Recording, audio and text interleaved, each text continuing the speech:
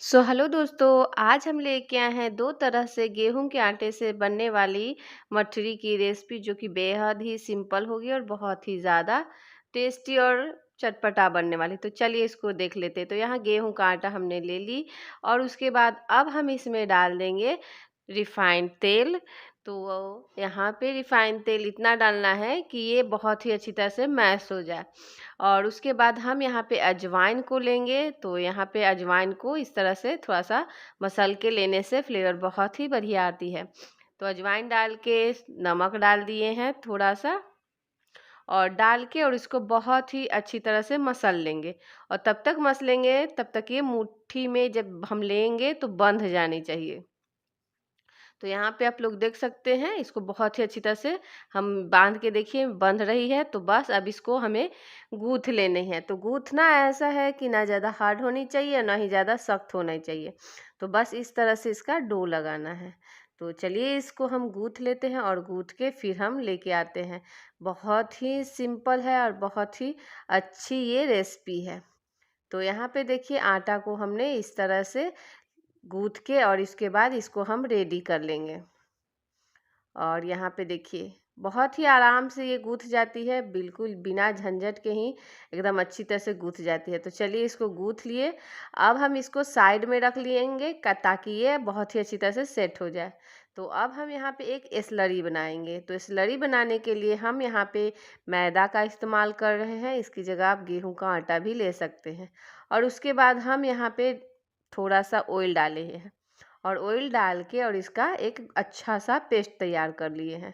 तो यहाँ पे देखिए ये बहुत ही अच्छी तरह से ये पेस्ट ये तैयार हो गई है।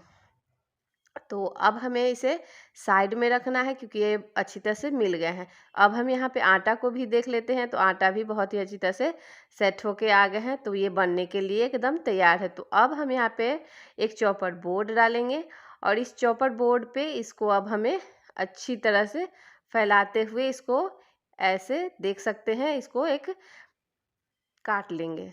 तो यहाँ पे छोटे छोटे पीसों में काटेंगे। तो बस इसको एक लोई बना लेनी है और बना के और सभी को तैयार कर लेना है। तो आपको जैसा जितना लेयर रखना है उतना आप लोई बना सकते हैं। तो हमने यहाँ पे पहले हमें 4 लोइयों को तैयार कर लिया है। अब हम यहाँ पे एक एक करके रोटी की तरह इसको बेलना है। तो यहाँ पे देखिए जितना हो सके उतना पतला आप इसको बेल सकते हैं। तो बस इसको हम देख सकते हैं चारों को हम बहुत ही अच्छी तरह से बेल के तैयार कर लिया। और देखिए सेम जैसे रोटी बनाते हैं बिल्कुल उसी तरह से इसको बना के तैयार कर लिए हैं। तो अब हम यहाँ पे 3 को हटाएंगे और एक को इस चॉपर बोर्ड पे फैला देंगे।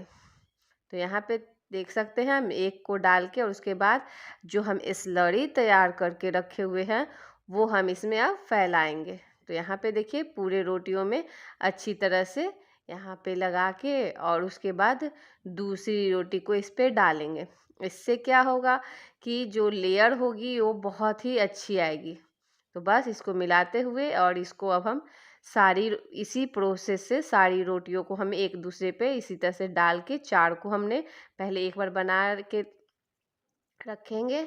अगर आपको और ज़्यादा लेयर चाहिए तो और रोटियां इस पे इसी तरह से डाल के फैला के और इसका लेयर तैयार कर सकते हैं। तो बस इसी तरह से हम यहाँ पे देख सकते हैं पूरे को इसी प्रोसेस से हम तैयार कर रहे हैं।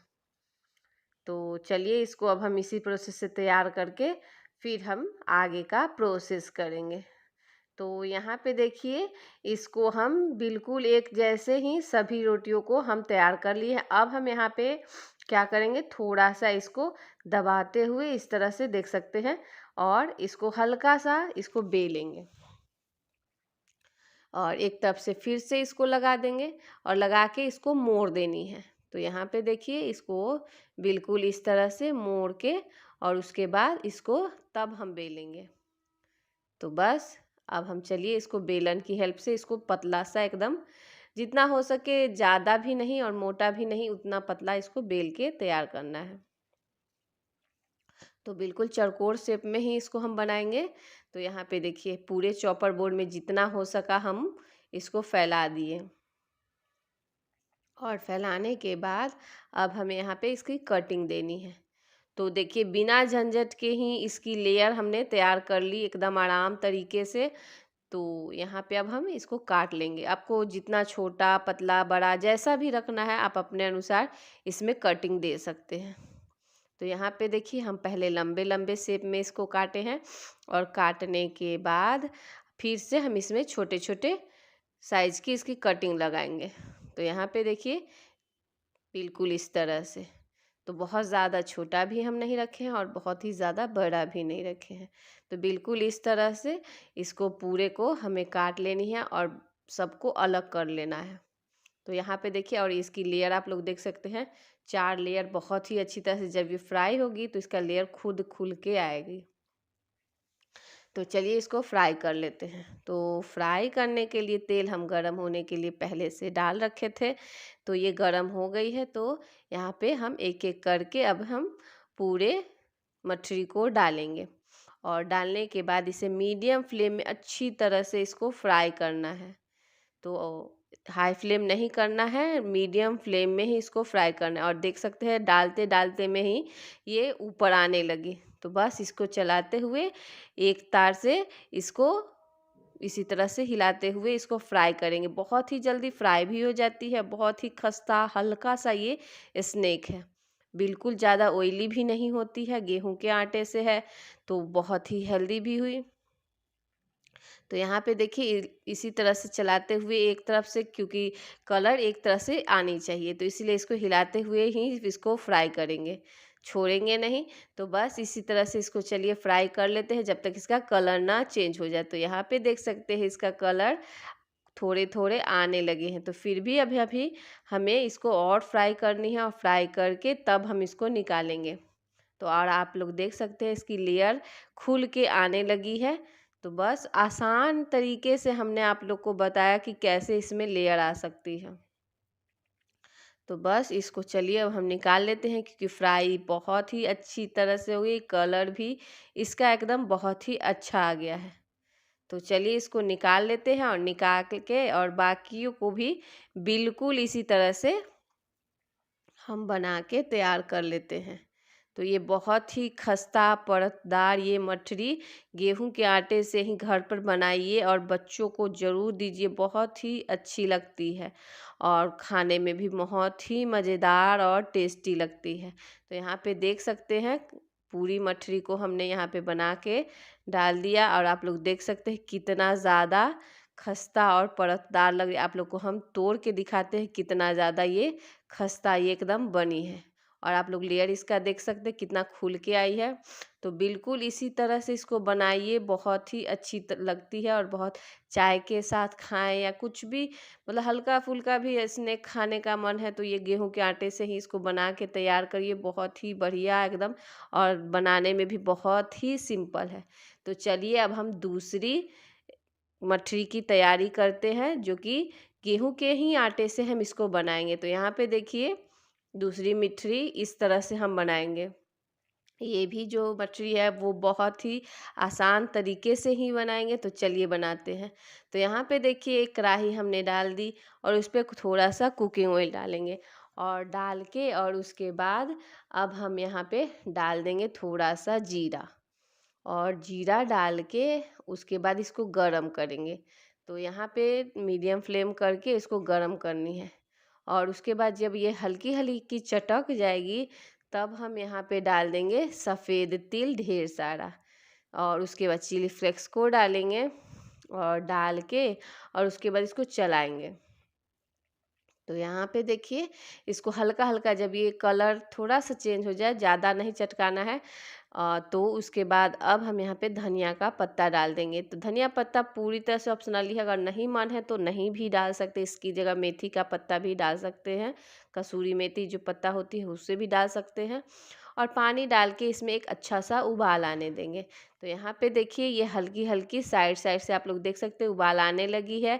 तो इसी स्टेज पे हमने नमक को ऐड कर दी और नमक ऐड करने के बाद अब इसमें आने देंगे हम उबाल। तो चला देते हैं और चलाने के बाद इसमें अच्छा सा उबाल आने का हम इंतज़ार करेंगे। तो यहाँ पे देखिए इसमें साइड साइड से आप लोग देख सकते हैं उबाल अच्छी तरह से आने लगी है। तो बस इसी स्टेज पे हम 1 कटोरी गेहूं का आटा डाल दिए हैं। और गेहूं का आटा डालने के बाद थोड़ा सा इसमें सूजी को भी ऐड कर देंगे। ये ऑप्शनली है, अगर नहीं है मन तो आप बस गेहूं के आटे से भी इसको बना सकते हैं। तो बस इसको अब हम मिलाते हुए इसको अच्छा सा एकदम पका के हम इसका डो तैयार कर लेंगे। तो यहाँ पे देखिए चलाते हुए इसको लम्स फ्री करेंगे। तो और बहुत ही अच्छी तरह से इसको पकाना है। तो चलिए इसको अब हम इसी तरह से पकाते हुए डो फॉर्म में हम लेके आते हैं। तो यहाँ पे देख सकते हैं ये थोड़ी थोड़ी ये पकने लगी है और देख सकते हैं कढ़ाई में बिल्कुल भी नहीं चिपकी है। तो बस इसी तरह से इसे पकाते रहना है और अच्छी तरह से जब ये पक जाए पूरी तरह से कढ़ाई को छोड़ दे तो समझ जाइए ये पक गए हैं। तो चलिए यहाँ पे आप लोग देख सकते हैं पक गए। तो चलिए अब इसको हम फ्लेम को बंद कर देते हैं। और बंद करने के बाद इसको एक प्लेट में हम निकालेंगे। तो यहाँ पे देखिए इसको एक हम प्लेट में डालेंगे। तो उससे यहाँ पे देखिए डाल दिए उसे। और डालने के बाद इसको अब हम हल्का सा ठंडा होने देंगे ताकि ये अच्छे से ये छूने लायक हो जाए। तो बस इसी तरह से इसको छूने तक इसको ठंडा कर लेना है। तो यहाँ पे देखिए ये थोड़ी ठंडी हो गई है। तो अब हम यहाँ पे एक उबला हुआ आलू लेंगे और आलू को कद्दूकस कर लेंगे। तो यहाँ पे एक आलू को कद्दूकस कर लेंगे ग्रेटर से और उसके बाद ही इसका हम इस्तेमाल करेंगे। अगर इसको मैश करके भी लेंगे तो अच्छी तरह से इसको इसमें लम्स फ्री करके आलू को हम लेंगे। तो यहाँ पे देखिए पूरे एक आलू हम अच्छी तरह से ठंडा करके तब हम इसमें ऐड किए हैं। तो चलिए इसे डो के साथ आलू को बहुत ही अच्छी तरह से मिक्स कर लेते हैं। तो यहाँ पे देखिए इसको बहुत ही अच्छी तरह से हम मिक्स करके और इसको अच्छा सा एक डो गूँथ के हम तैयार कर लेते हैं। तो यहाँ पे देखिए बहुत ही अच्छी तरह से हमने मिला ली और मिलाने के बाद इसको बहुत ही अच्छे तरह से इसका ये डो तैयार हो गया है। तो अब हम इसको बनाएंगे। तो बनाने के लिए हम इसको क्या करेंगे, एक चॉपर बोर्ड लेंगे और इस चॉपर बोर्ड पे अब हम जो डो तैयार करके रखे हुए थे उसको अब हम इस पे डालेंगे। तो यहाँ पे पूरे को डाल दिए हैं और डालने के बाद इसको बहुत ही अच्छी तरह से मिला के पहले चिकना कर लेते हैं। उसके बाद हम इसको कट करेंगे। तो यहाँ पे देखिए आपको एक बार में भी अगर आप इसको बनाना चाहते हैं तो वो भी बना सकते हैं, पर हम थोड़ा काट के छोटा छोटा तभी बनाएंगे। तो यहाँ पे देखिए इसको अब हम पूरे को फ्लैट करके और उसके बाद इसको बेलेंगे या चाकू की हेल्प से बस इसको थोड़ा सा चिकना करते हुए चौकोर शेप में इसको बनाना है हमको। तो बस इसको हाथों से या चाकू से या बेलन से भी इसको बेल के थोड़ा सा पतला कर लेना है। तो यहाँ पे देखिए इसको हम चिकना करते हुए एकदम चारों तरफ से एक बराबर हम कर लेंगे। तो यहाँ पे देखिए ये बहुत ही अच्छी तरह से हो जाती है, बहुत ही आसानी से। और इस खास बात ये है कि ये बहुत जल्दी बन भी जाती है। अगर कोई गेस्ट आ भी गए हैं तो बस 10 मिनट में इसको बना के आप तुरंत रेडी कर सकते हैं। तो यहाँ पे देखिए साइड साइड से इसको अब हटा देंगे ताकि सभी शेप अच्छे से आए। तो बस थोड़ी बहुत जो टेढ़ी मेढ़ी है उसको हटा के और इसको अब हम कट लगाएंगे। तो यहाँ पे देखिए इसको बस साइड से हटा देना है और उसके बाद इसको छोटे छोटे टुकड़ों में ही इसका बनाएंगे। जैसे पहले वाली मटरी बनाए थे बस उसी साइज का इसको भी हमें बनाना है। तो यहाँ पे देखिए एक कट लगाने के बाद बीच से भी एक कट लगा देंगे। तो बस 2 भाग में इसको काट लेना है और मठरी बन के ये तैयार हो जाएगी। तो बस आप चाहेंगे तो आप इसको ऐसे भी लंबे शेप में रख सकते हैं, पर थोड़ा सा छोटा हम कर दिए हैं। तो बस इसी तरह से पूरे को हमें काट लेनी है बेहद सिंपल तरीके से। बहुत ही आसान ये मठरी है। तो यहाँ पे देखिए इसको अब हम काट के तैयार कर लिए हैं और ये देख सकते हैं इसकी मोटाई आप लोग देख सकते हैं। ज़्यादा मोटा भी हम नहीं रखे हैं क्योंकि जब ये फ्राई होगी तो ये थोड़ी थोड़ी फूल के थोड़ी सी तैयार हो जाती है। तो यहाँ पे देखिए इसकी मोटाई आप लोग देख सकते हैं, बहुत ज़्यादा हम नहीं रखे हैं क्योंकि बनने के बाद फूलती भी है। तो चलिए इसको फ्राई कर लेते हैं। तो यहाँ पे देखिए फ्राई करने के लिए हमने तेल गरम करके रख ली है। तो अब हम एक एक करके जो मच्छी तैयार करके रखे हुए थे उसे अब हम इसमें डाल के फ्राई करेंगे। और यहाँ पे फ्लेम मीडियम ही रखेंगे और इसको चलाते हुए ही इसको फ्राई करेंगे, तभी ये बहुत ही खस्ता, बहुत ही करारा एकदम बन के आएगी। और यहाँ पे देखिए इसको हम डाल दिए जितना हो सके कढ़ाई में, और इसे मीडियम फ्लेम में बस थोड़ी देर के लिए इसको फ्राई करेंगे। बहुत ही जल्दी ये फ्राई हो जाती है क्योंकि पके हुए सभी चीज़ें हैं, तो बस तुरंत ये फ्राई हो जाती है और स्वाद बहुत ही अच्छा लगता है, बिल्कुल पता नहीं चलता है। समोसा अगर कचौरी खाने के आप शौकीन हैं, अगर आपको पसंद है, तो ये स्वाद में भी बिल्कुल उसी तरह से ये लगती है, क्योंकि इसमें आलू डाली हुई है तो बहुत ही टेस्टी बनती है। तो बस यहाँ पे देखिए इसको चलाते हुए हमने इसका कलर चेंज होने तक इसको फ्राई कर ली है। तो बस इसको अब हम इसी तरह से इसको निकाल लेना है, और निकाल के बाकियों को भी बिल्कुल इस तरह से बना के तैयार कर लेना है। तो यहाँ पे देखिए पूरे को हम छन्नी में इसको डाल के, और ज़्यादा ऑयली भी नहीं होती है ये रेसिपी। तो चलिए पूरे बना लेते हैं। तो यहाँ पे देखिए हम खस्ता परतदार और बहुत ही टेस्टी मठरी हम बना के गेहूं के आटे से ही तैयार कर ली है, जो कि बहुत ही स्वादिष्ट है और बहुत ही टेस्टी।